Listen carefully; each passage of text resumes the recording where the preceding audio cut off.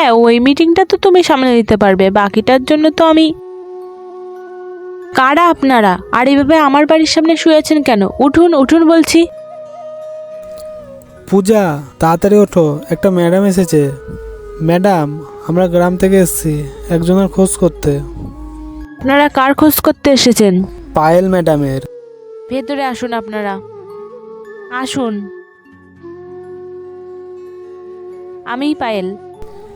সত্যি আপনি পায়েল ম্যাডাম? হ্যাঁ, তাহলে আপনি নিচে বললেন না কেন? নিজের প্রাইভেসির জন্য নিজের পরিচয়টা লুকিয়ে রাখতে হয়। বলুন কি হেল্প লাগবে আপনাদের? আমি চেষ্টা করব আপনাদের সাহায্য করার। তার আগে বলুন আপনাদের এখানে কে পাঠিয়েছে? আমার মা পাঠিয়েছে। আমার মা গ্রামে টিউশনি পড়াতেন, আর উনি বলেছেন আপনিও ওনার কাছে পড়তেন। আচ্ছা, আপনি কি মালতী ম্যাডামের কথা বলছেন? হ্যাঁ হ্যাঁ ম্যাডাম, আপনি ওনাকে চিনতে পেরেছেন? হ্যাঁ, চিনব না কেন? উনি তো আমার কাছে ভগবানের সমান। আচ্ছা, আপনি ওনার ছেলে? হ্যাঁ ম্যাডাম। উনি এখন সুস্থ আছেন তো?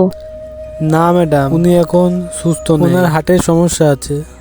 ডাক্তার বলেছে ওনার হার্টে ট্রান্সপ্লান্ট করাতে হবে। ওনার চিকিৎসার জন্য ডাক্তার 20 লাখ টাকা চেয়েছে। আমার স্ত্রী সোনা গয়না বিক্রি করে আমরা 2 লাখ টাকার ব্যবস্থা করতে পেরেছি।